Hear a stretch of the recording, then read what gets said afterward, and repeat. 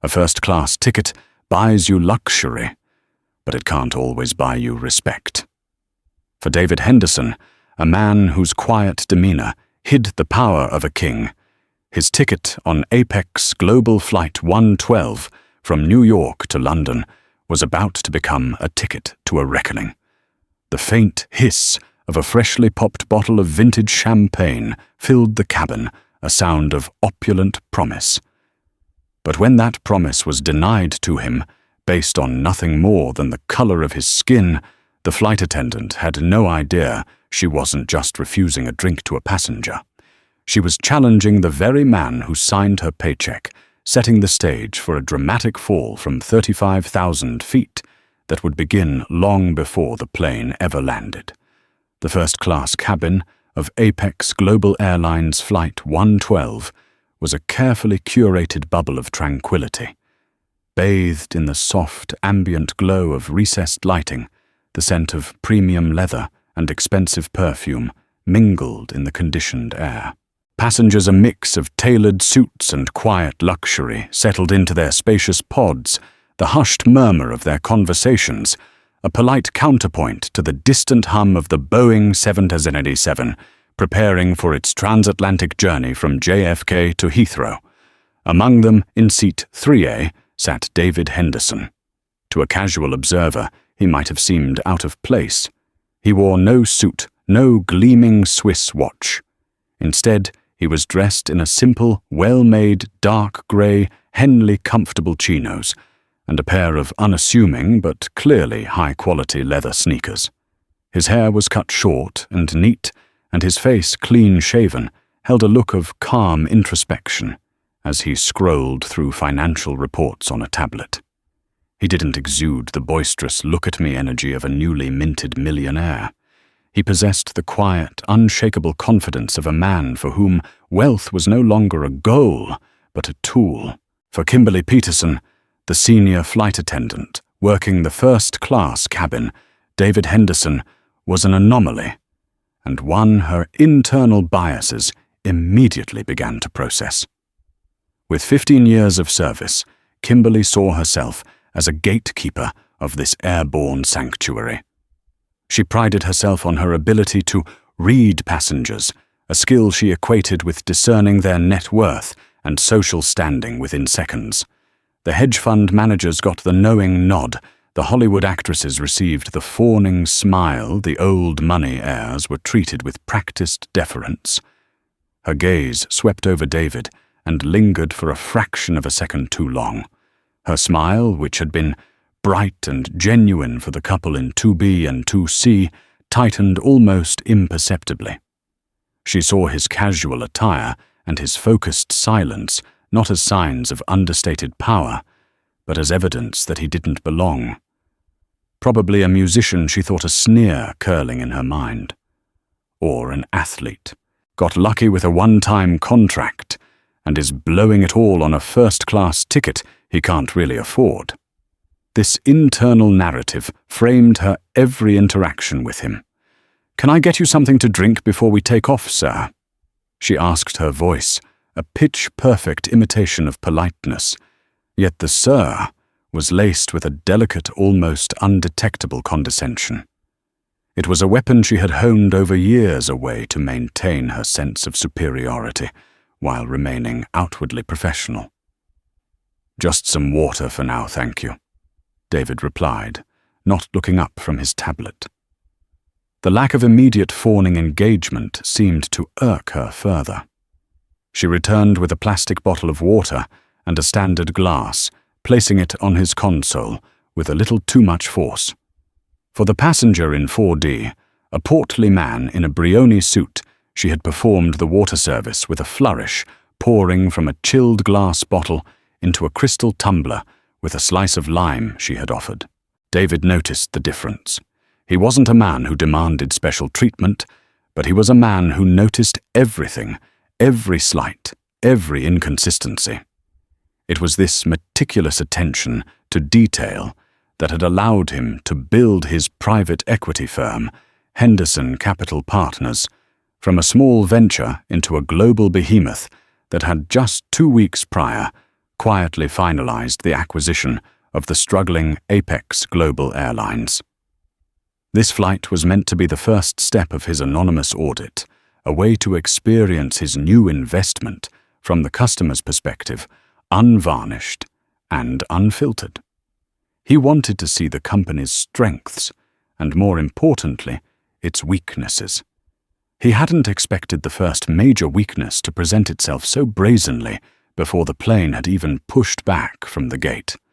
A junior flight attendant, a young woman named Jessica Lowe, with kind eyes and an eager-to-please demeanor, came by a few moments later. "Mr. Henderson," she asked, her voice warm and respectful. "I see you just have water. We do have fresh orange and apple juice if you'd prefer." "The water is fine, thank you, Jessica," he said, giving her a small, genuine smile as he read her name tag. She seemed taken aback that he'd used her name, her own smile becoming more natural. "Of course. Just let me know if you need anything at all. We're so happy to have you with us today." As Jessica walked away, Kimberly intercepted her near the galley. The curtain wasn't fully closed, and David, with his heightened sense of observation, could hear their hushed, sharp exchange. "Don't waste your time fawning over him," Kimberly hissed, her voice a venomous whisper. "He's probably a one-and-done, upgraded on points. Focus on the real premier guests. Mr. Davies in 4D is a global chairman member. Mrs. Albright in 2C has flown with us a dozen times this year alone. That's who matters." "I was just being polite," Jessica whispered back, sounding flustered. "He's a passenger in first class." "There are passengers and there are assets," Kimberly retorted.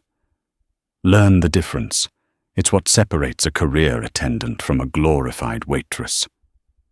David lowered his tablet slightly, his expression unchanged, but his mind was now a whirring engine of analysis. This wasn't just poor service. This was a cultural rot, a mindset that judged and categorized customers, creating a hierarchy of service based on perceived worth. It was inefficient, insulting, and ultimately bad for business. He had just invested over $2 billion in this airline. The casual cruelty he was witnessing was a direct threat to that investment. He watched as Kimberly began the pre-departure champagne service. With a theatrical flourish, she produced a bottle of Dom Perignon 2012, the condensation beading on its dark green glass. She presented the bottle to Mrs. Albright, a woman with coiffed silver hair and a look of perpetual dissatisfaction, who nodded her approval. The cork was eased out with a soft, expensive pop. Kimberly moved gracefully through the cabin, her silver tray held aloft. She poured a glass for Mrs. Albright, for Mr. Davies, for the quiet Japanese businessman in 1A. Her movements were a performance of elite service, a ballet of hospitality. When she reached David's row, she paused. Her eyes flickered from his face to his simple clothes, and her decision was made in an instant. She turned to the man across the aisle in 3B, a white man in his late 50s, and offered him a glass with a dazzling smile. Then, as if David Henderson's seat were an empty void, she simply glided past it, heading toward the next row. The chill in the cabin was no longer just from the air conditioning. David watched her go, a profound sense of disappointment settling over him. He had expected to find issues with logistics, perhaps outdated entertainment systems or subpar food. He had not expected to find the problem was the very soul of the company. He took a slow, deliberate sip of his plastic-bottled water. The performance, he decided, was over. It was time for the audit to begin in earnest. David waited a moment, letting the scene play out. He watched Kimberly complete her service, her laughter tinkling as she shared a brief, obsequious exchange with Mr. Davies. He observed the other passengers, most cocooned in their own worlds, oblivious. But he also saw Jessica, the junior attendant, standing near the galley, her posture stiff with discomfort. She saw what Kimberly had done. She knew it was wrong. Her eyes met David's for a fleeting second, a silent apology in their depths before she looked away, intimidated. Patience was a virtue David had mastered. He never acted on impulse. He gathered data, he analyzed. He formulated a strategy. He pressed the call button. The light pinged softly above his seat. A few seconds later, Kimberly appeared, her polite mask firmly back in place, though her eyes held a flicker of annoyance at being summoned. "Yes, sir. Can I help you?" "I think you may have missed me," David said, his voice even and calm, betraying no anger. "I'd like a glass of the champagne, please." Kimberly's smile didn't falter, but it became a hard, brittle thing. "Oh, I am so sorry, sir," she said, her tone dripping with false regret. "This initial serving is reserved for our global chairman and premier executive members. It's a small courtesy we extend to our most loyal flyers. Once we're airborne and the full bar service begins, I'd be happy to get you whatever you like." It was a masterful lie.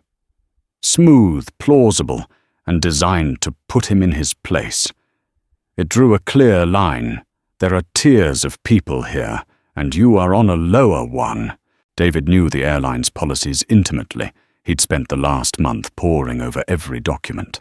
There was no such rule for pre-departure beverage service in first class. All first-class passengers were entitled to the same amenities. "That's an interesting policy," David replied, his gaze steady. "I wasn't aware of it. Could you show me where it's written?" Kimberly's composure finally cracked. A faint flush crept up her neck. She was not accustomed to being questioned, especially not by someone she had already dismissed. "Sir, it's a long-standing cabin practice," she said, her voice taking on a sharper edge. "I don't have a manual to show you. I can assure you once we're in the air." "I'm not asking about when you're in the air." David interrupted, his voice still quiet, but now carrying a new weight of authority. "I'm asking about the service you are providing right now. You served the gentleman across the aisle. Is he a global chairman member?" The man in 3B, who had been listening with mild interest, now looked uncomfortable. "No, I'm just silver status," he mumbled, shrugging. Kimberly shot the man a venomous glare before turning back to David. Her face was a storm of indignation. "I am the senior attendant in this cabin. I manage the service as I see fit to ensure our most valuable customers receive the attention they deserve." "And you've decided I am not one of your most valuable customers," David stated. It wasn't a question. The accusation hung in the air, thick and undeniable. Mrs. Albright from 2C, who had been listening to the exchange, decided to weigh in. "Oh, for heaven's sake," she said loudly, her voice raspy with entitlement. "Let the woman do her job. Some people are just looking for a reason to be difficult." Her comment acted as a shield for Kimberly, who shot Mrs. Albright a grateful look. "Thank you, ma'am. Some people just don't understand how things work at this level." The insult was now twofold, a pincer movement of classism and thinly veiled racism reinforced by a fellow passenger. David felt a familiar weariness, a deep-seated frustration that a man of his stature still had to face such petty, demeaning gatekeeping. But underneath the weariness was a core of steel. They thought this was a simple cabin dispute. They had no idea they were tampering with the foundations of their own careers. "I understand perfectly," David said, his voice dropping to a near whisper, forcing Kimberly to lean in slightly to hear him. "I understand that you've made a judgment about me, and I'm giving you an opportunity right now to reconsider that judgment." It was a final chance, a lifeline. Kimberly saw it not as a lifeline, but as a threat. Her arrogance, bolstered by Mrs. Albright's support, blinded her. She straightened up, her chin held high. "Sir, my decision is final. We will be taking off shortly. Please enjoy your water." With a dismissive turn, she walked away. The cabin fell silent. The man in 3B looked down at his own champagne, the bubbles seeming to mock the situation. Jessica stood frozen by the galley, her face pale. This had escalated beyond a simple service misstep into a flagrant display of discrimination. David leaned back in his seat. He hadn't raised his voice. He hadn't made a scene. He had simply presented a request and then a clear, logical challenge. He had been rebuffed, insulted, and publicly dismissed. The data-gathering phase was complete. The evidence was clear, corroborated, and damning. He picked up his tablet, but he wasn't looking at financial reports anymore. He opened a new encrypted note. He began typing, his fingers moving with a slow, deliberate precision. He documented the time, the flight number, the names, the words.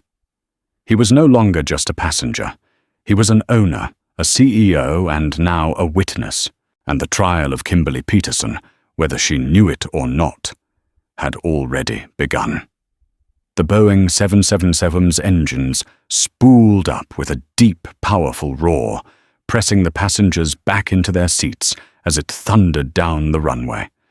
As the aircraft climbed through the clouds, the fasten seatbelt sign pinged off, signaling the official start of the transatlantic crossing, and for the cabin crew, the beginning of the main meal service. For David Henderson, it signaled the next phase of his observation.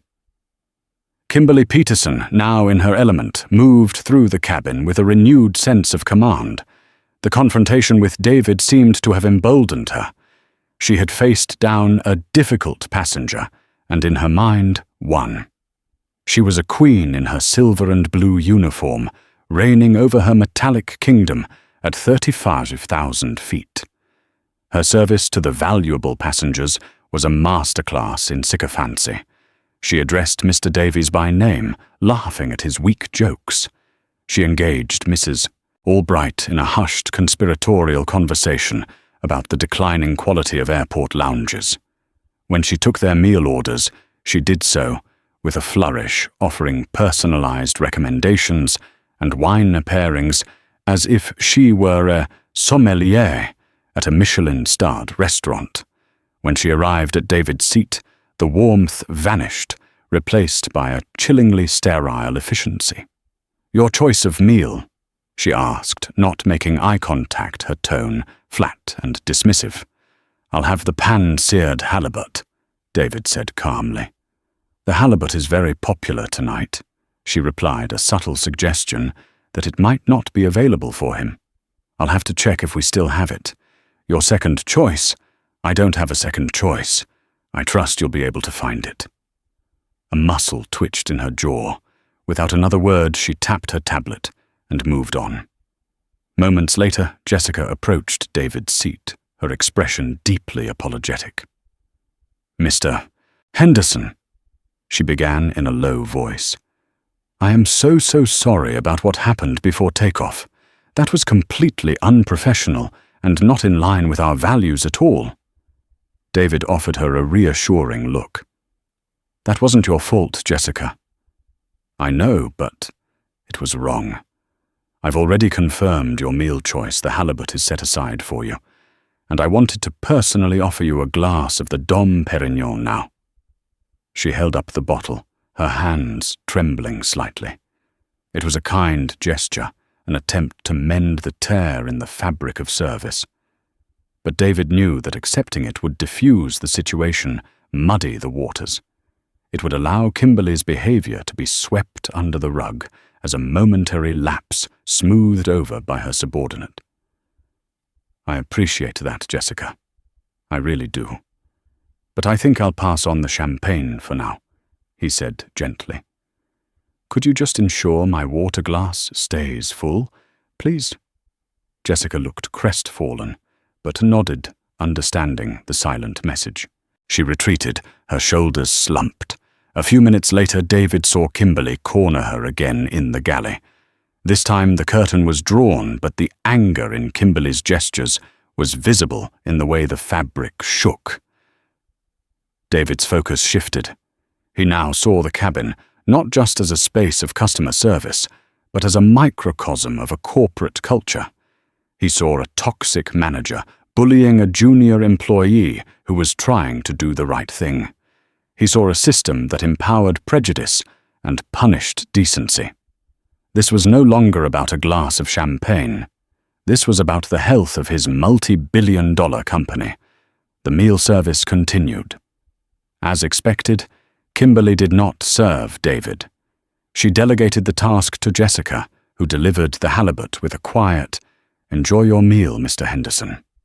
The fish was cooked perfectly. The wine that Jessica recommended, a crisp Sancerre, was an excellent pairing. The service, when provided by the junior attendant, was exactly what a first-class passenger should expect. This contrast was not lost on David. It made Kimberly's earlier actions even more stark and inexcusable. Across the aisle, Mrs. Albright was holding court, complaining loudly about her gluten-free roll being too dense. Kimberly rushed to her side, apologizing profusely, offering to toast it again to bring her crackers to find some other alternative from the business-class galley, if necessary. The performance was nauseatingly obsequious. David ate his meal in silence, observing, documenting. He noted the time it took for a call button to be answered. He noted the difference in language used between passengers. He noted the body language of the crew, Kimberly's rigid arrogance, Jessica's nervous deference, and the lead purser, a man named Robert Miller, who seemed to be making a concerted effort to remain invisible, busying himself with paperwork in the galley, deliberately avoiding the palpable tension in the cabin he was supposed to be managing. About 4 hours into the flight, as the cabin lights were dimmed for passengers to rest, David felt a presence by his seat. It was Ben Carter, the young businessman from seat 1B, who had been seated next to the Japanese executive. "Excuse me," Ben said softly, leaning down. "I'm sorry to bother you. I wanted to say that I saw what happened earlier. With the champagne, it was completely out of line." "Thank you," David said, appreciating the gesture. "I fly this route twice a month," Ben continued. "And that particular flight attendant, Kimberly, she's always had a bit of an attitude. But I've never seen anything so blatant. If you decide to file a complaint, and you need a witness, I'd be more than happy to give a statement." He discreetly passed David a business card, Ben Carter, Vice President Acquisitions, for a well-known tech firm. "That's very decent of you, Mr. Carter.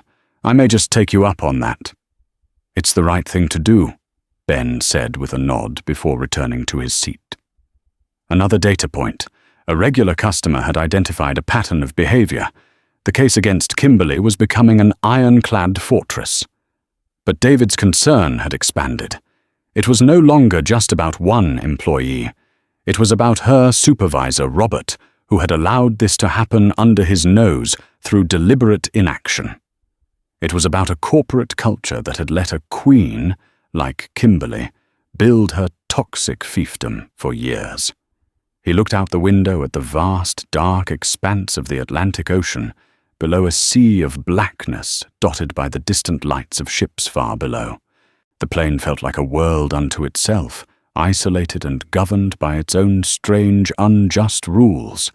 But the dawn was coming, and with it a day of reckoning. For Kimberly Peterson and for Apex Global Airlines, the turbulence was just beginning. The final hours of the flight passed in a tense, artificial calm. Kimberly avoided David's section of the cabin, entirely a silent admission of her discomfort, if not her guilt. She assigned Jessica to handle any of his requests, which were few. Robert the purser finally emerged from the galley, doing a walk-through of the cabin, with a forced plastic smile, carefully averting his gaze from seat 3A. The silence from David was to them a victory. They likely assumed he was intimidated or had accepted his place. They mistook his quiet calculation for surrender. As the first hints of dawn streaked the eastern sky in hues of violet and rose, the captain's voice announced their initial descent into London. The spell of the night was broken.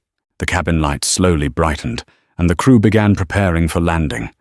This was the moment David had been waiting for. He pressed the call button. After a moment, Jessica appeared. "Yes, Mr. Henderson. Could you please ask your purser, Mr. Miller, and Senior Attendant Peterson, to come here? I need to speak with them both." Jessica's eyes widened slightly. She nodded and scurried away. A minute later, Robert and Kimberly stood before him. Robert looked nervous, his hands clasped behind his back. Kimberly wore a look of defiant boredom, as if this were an immense imposition. "Yes, sir," Robert began. "Is there a problem with your seat?" "My seat is fine, Robert." David said, his voice soft but carrying an undeniable weight. He looked directly at Kimberly. "The problem is with the service, specifically with your conduct." Kimberly scoffed a small, sharp sound of derision. "Look, if you're still upset about the champagne, our policy—" "There is no such policy," David cut in, his voice hardening like tempered steel. "Let's not insult each other with easily disprovable lies. I asked for a beverage you were serving to every other passenger, and you refused me based on a personal judgment you made about me. You were rude, discriminatory, and you created an uncomfortable environment for myself and for other passengers. You, Robert, witnessed this and did nothing. You are complicit in your failure to manage your crew and ensure a consistent standard of service." Robert paled. "Now, sir, I think this is a misunderstanding. Perhaps we can discuss this on the ground and find some way to compensate you. Perhaps some air miles." It was the classic corporate response. Treat the problem like a transaction. Throw some meaningless currency at it until it goes away. "This isn't about miles, Robert," David said, his gaze unwavering. "This is about the culture of my company." The word hung in the air. My company. Kimberly's smirk faltered. She exchanged a confused look with Robert. "What are you talking about? Your company? What you own a few shares?" She sneered, her arrogance making a last desperate stand. David didn't answer her directly. He reached into the slim leather portfolio beside his seat and pulled out a pen and a single crisp document. It was a standard internal executive memo form for Apex Global, bearing the company letterhead. "I'm going to need your full names and employee numbers, both of you," he said, his pen poised over the paper. "We are not required to give you that information," Kimberly snapped. "Your names are on your tags," David replied patiently. "Kimberly Peterson and Robert Miller. As for your employee numbers, I can get those from payroll easily enough. I just thought I'd save a step." He began to write on the form, his script neat and decisive. "Memo to the Board of Directors and Human Resources," he said, reading as he wrote. "Subject on-site performance review and immediate termination of employment for Senior Flight Attendant Kimberly Peterson. Employee ID to follow and lead, Purser Robert Miller.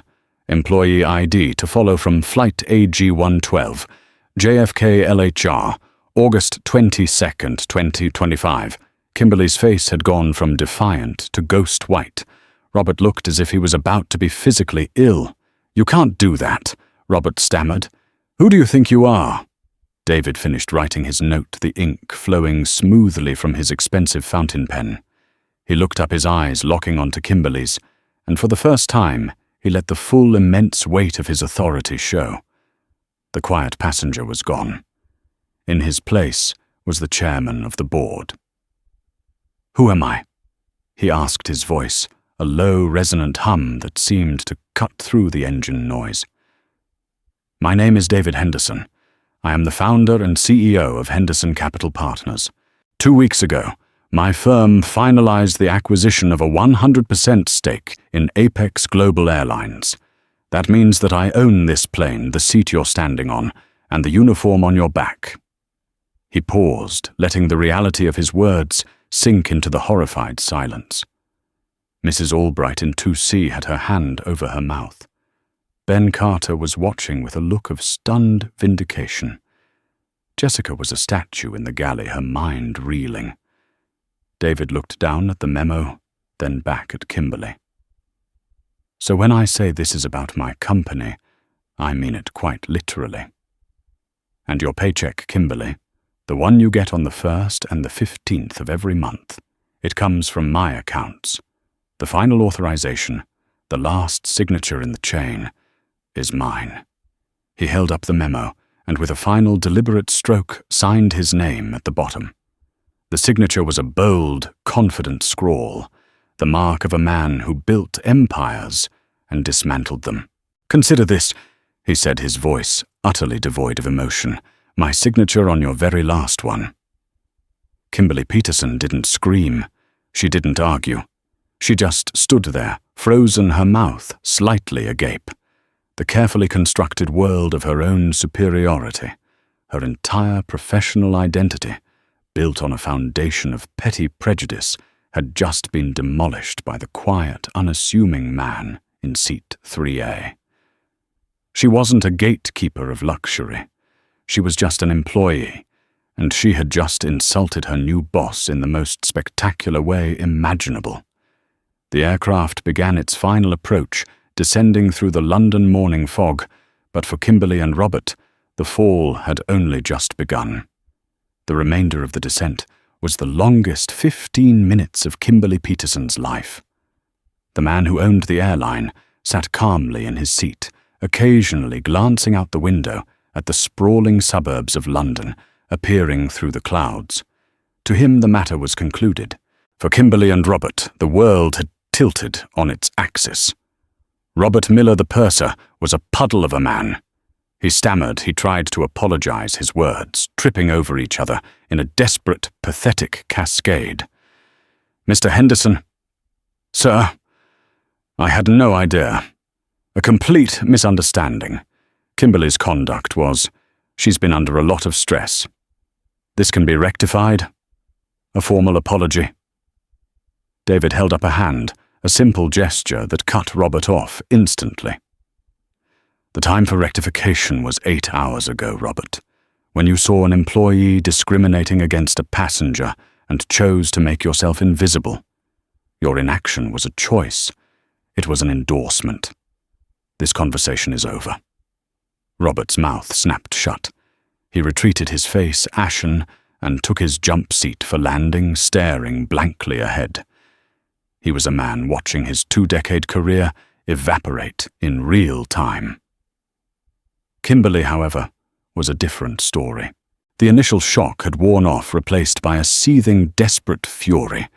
She couldn't process the totality of her misjudgment. Her entire worldview, which placed her as a superior judge of character and status, was a lie. The man she had pegged as a low-value one-time flyer was in fact the ultimate premier guest, the owner. The cognitive dissonance was too much. It curdled into rage. She didn't dare confront David again. Instead, she turned her venom on the nearest target, Jessica. In the galley, as they performed their final landing checks, Kimberly grabbed the younger attendant's arm, her fingers digging in like claws. "You!" she hissed, her voice low and trembling with rage. "You enjoyed that, didn't you, sucking up to him? You set me up." Jessica pulled her arm away, her own fear replaced by a flicker of defiance. "I didn't set you up, Kimberly. I just tried to do my job properly. You did this to yourself." "You're a naive little fool," Kimberly spat. "You think he's going to reward you for this. He'll forget you exist before he even clears customs." The aircraft touched down on the tarmac at Heathrow. With a gentle bump, the roar of the reverse thrusters filling the cabin. For most passengers, it was the end of a journey. For the crew of Flight 112, it was the beginning of an ordeal. As the plane taxied to the gate, David Henderson retrieved his single carry-on bag from the overhead bin. He was the first to his feet. He walked to the front of the cabin where Jessica was standing by the door preparing to disarm it.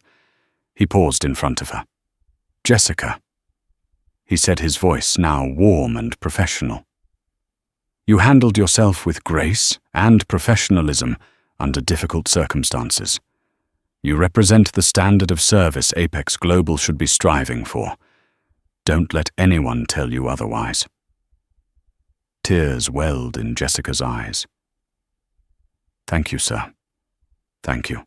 I'll need a full, honest report from you about today's events and any other similar incidents you've witnessed. Email it to this address.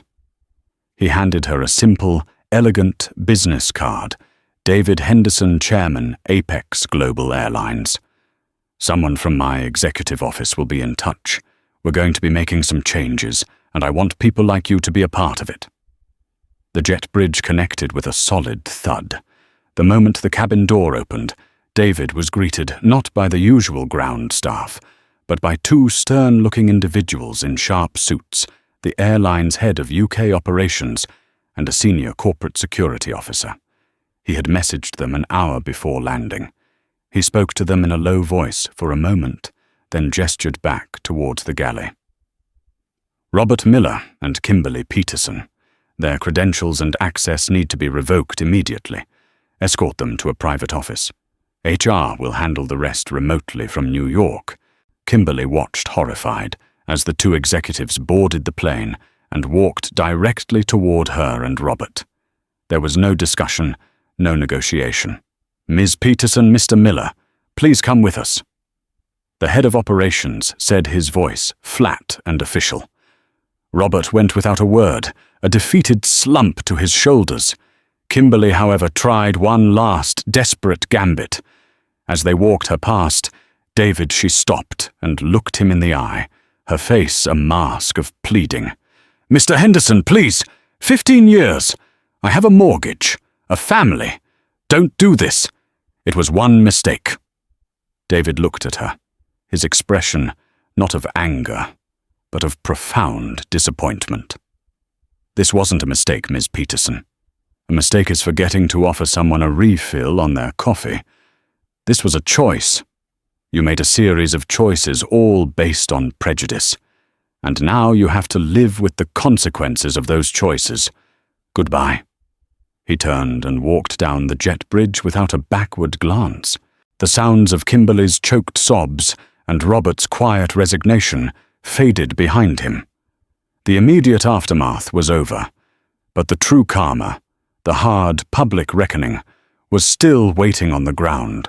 The corporate machine, once set in motion by its ultimate authority, moved with brutal efficiency. Kimberly Peterson and Robert Miller were not simply fired, their careers were summarily executed. They were held in a drab Heathrow meeting room for 2 hours, while a remote video conference was convened with the head of Global Human Resources and Apex's General Counsel from New York. The conversation was brief and utterly one-sided.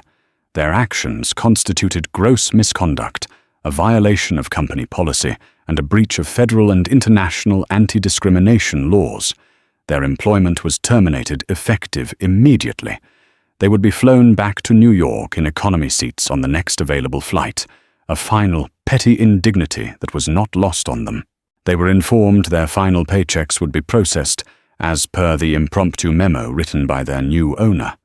But in the modern world, the verdict of a corporation is often secondary to the verdict of the public. Ben Carter, the vice president who had offered to be a witness, had discreetly filmed the final 10 seconds of David's confrontation with Kimberly, the part where he delivered the line about signing her paycheck. He hadn't done it out of malice, but out of a sense of corporate justice. He sent the clip to a friend who ran a popular aviation news blog, along with a brief anonymous account of what had transpired. By the time Kimberly and Robert were boarding their coach-class flight of shame back to the US, the story was already exploding. The blog post, titled, "Apex Flight Attendant Fired Mid-Air by New Billionaire Owner After Racist Incident," went viral. The short, grainy video clip was electric. It was shared on Twitter, on Instagram, on Reddit. Within hours, Nash Apex Air racism and champagne karma were trending worldwide. The story had everything a villain in the form of a prejudiced flight attendant, a quiet hero in the form of an undercover billionaire, a dramatic confrontation, and a deeply satisfying, instantaneous serving of justice. News outlets picked it up. The Daily Mail, CNN, Forbes, they all ran versions of the story, each adding more details as they emerged. Anonymous sources, likely other passengers and crew, began to fill in the blanks. They spoke of Kimberly's refusal of Mrs. Albright's snide comment of Jessica's kindness. The fallout was catastrophic for Kimberly Peterson. Her full name and photos from her social media, which she had foolishly left public, were plastered everywhere. She became the face of corporate racism for the week. She was doxed, her address and phone number leaked on fringe forums. She received threats. Her friends, many of them also in the airline industry, distanced themselves from her, terrified of the association. She was radioactive. She arrived back in New York, not just unemployed, but unemployable. The airline industry is a small world. No carrier would touch her. She tried to hire a lawyer, intending to sue for wrongful termination. The first two firms she contacted refused to take her case after hearing the details and seeing the viral video. The third quoted her a retainer so astronomical it was clearly a polite way of saying no. The evidence against her was overwhelming and worse public. Robert Miller fared little better. Though he wasn't the public face of the incident, his name was linked to it in every article. He was the manager who failed to manage. His career was also over. He retreated into a humiliated silence, his reputation in tatters. The karma wasn't limited to the crew. An intrepid online sleuth managed to identify Mrs. Albright from the flight manifest and cross-reference it with social media posts about the flight. She was revealed to be a prominent donor and board member for a well-known arts charity in her hometown. The charity, facing a deluge of negative press and pressure from other donors, quietly asked for her resignation within the week. Her social circle, once a source of pride, now saw her as a liability. For Apex Global Airlines, the incident was a PR nightmare, but also a blessing in disguise. The company's stock dipped for 2 days, then rallied sharply. Why? Because David Henderson didn't just fire 2 employees. He used the incident as a catalyst for a sweeping public transformation. He released a formal statement. It wasn't the usual bland corporate apology. It was a direct, powerfully worded letter from him as the new owner. He described what he witnessed, calling it an unacceptable failure at every level and a betrayal of the trust every passenger places in us.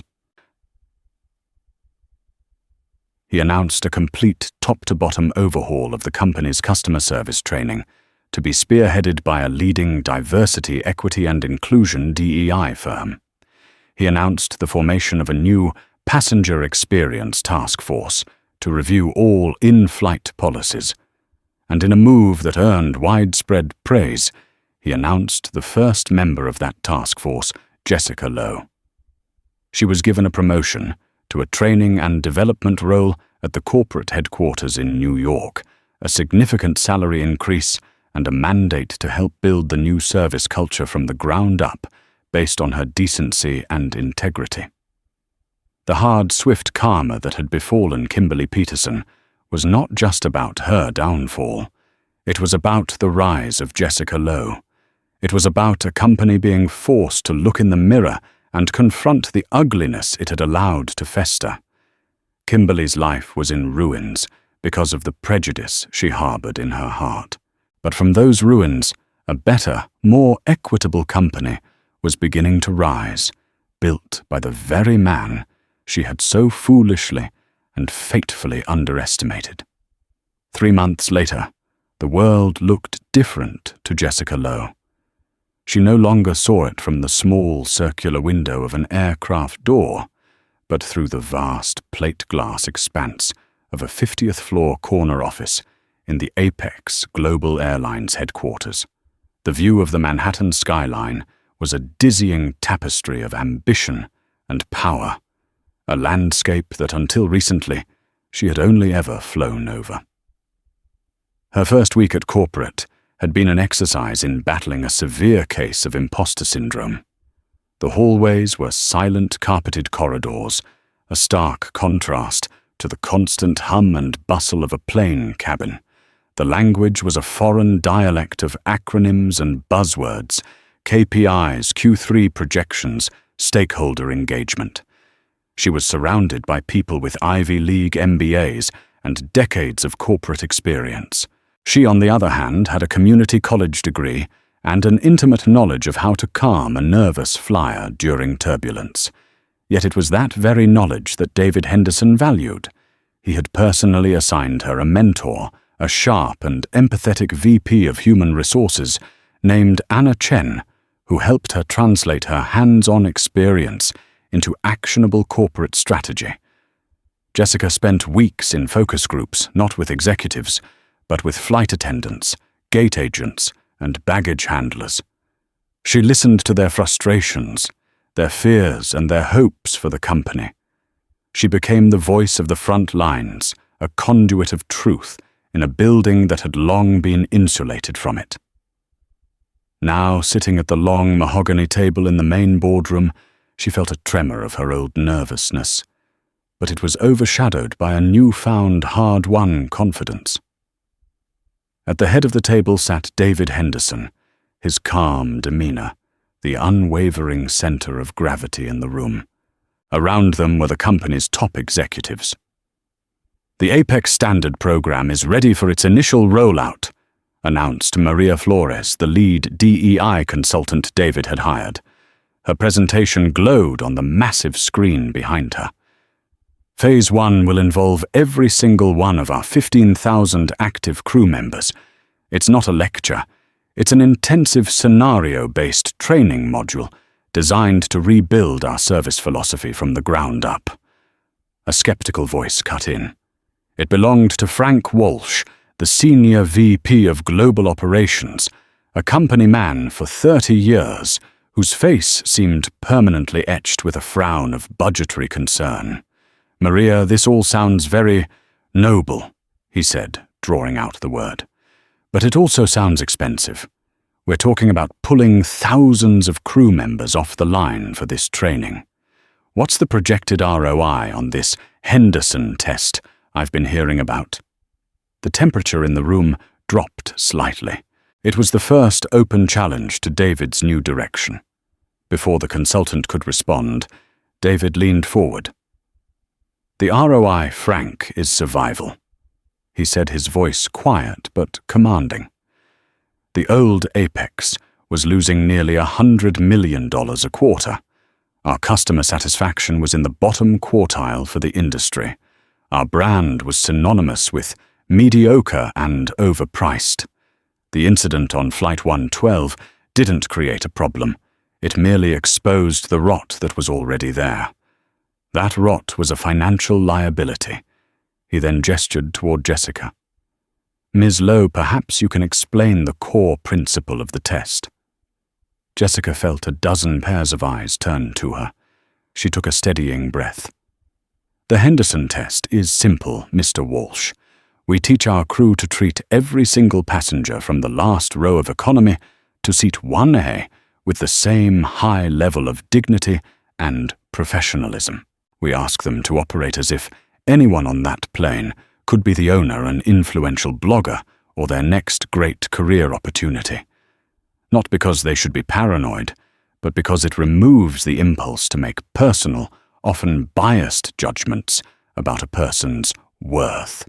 It establishes one universal standard of excellence. It's not about the cost of training. It's about the value of consistent decency. And the results of the pilot program speak for themselves, Anna Chen added, clicking to the next slide. It showed a series of upward trending graphs. In the 2 hubs where we've trialed, the new training customer complaints are down 60%. Positive social media mentions are up 400%. We're even seeing a 12% increase in repeat bookings from business travelers on those routes. This isn't just a noble idea, Frank. It's a profitable one." Walsh leaned back in his chair, his argument deflated by the hard data. He simply nodded. The old guard was learning that the new Apex was driven by values, but those values were expected to produce results. Meanwhile, miles away in a New Jersey suburb, Kimberly Peterson was learning about results of a different kind. She stood behind the counter of a bustling diner, the air thick with the smell of grease and burnt coffee. Her sleek flight attendant uniform had been replaced by a cheap polyester apron stained with ketchup. Her feet ached. A customer was yelling at her because his fries were cold. "What kind of service is this?" He bellowed, his face red. "I want to see your manager." "Right away, sir." Kimberly mumbled the words, tasting like ash. The phrase, once her shield of authority, was now her mantra of submission. As she turned to find her manager, her eyes caught the television mounted in the corner of the diner. It was a business news segment. The anchor was talking about the remarkable turnaround of Apex Global Airlines, calling it the comeback story of the year. The airline's new commercial came on screen, featuring a diverse cast of smiling passengers and a voiceover from David Henderson himself, talking about how every journey deserves respect. Kimberly felt a hot, sickening wave of shame and rage wash over her. She saw the empire she had been so carelessly, arrogantly dismissed from now thriving in her absence. She had thought she was a gatekeeper, but she had only been guarding the door to her own ruin. The karma for the others had been quieter, but just as complete. Robert Miller, the spineless purser, found himself blacklisted from every major airline. His name was flagged in the industry-wide background check system. His appeals went unanswered. He ended up taking a job as a dispatcher for a regional trucking company, his days spent staring at a map, a lonely ghost in the logistics machine. Mrs. Albright, the haughty socialite, found her world shrink with astonishing speed. After being forced out of her charity, she discovered that social disgrace like a virus was highly contagious. Invitations to galas dried up. Her calls to former friends were met with polite but firm excuses. She was left with her money, but without the status and influence that had given it meaning. Back in the boardroom, the meeting concluded on a high note with a unanimous vote to fund the Apex Standard Program's global rollout. As the executives filed out, David asked Jessica to remain. They stood by the window looking down at the city lights beginning to sparkle as the afternoon faded. "You handled Frank Walsh perfectly," David said. "You used data and principle. You're a natural leader, Jessica." "Thank you, Mr. Henderson. It's still a lot to take in." "I know," he said, a faint smile on his lips.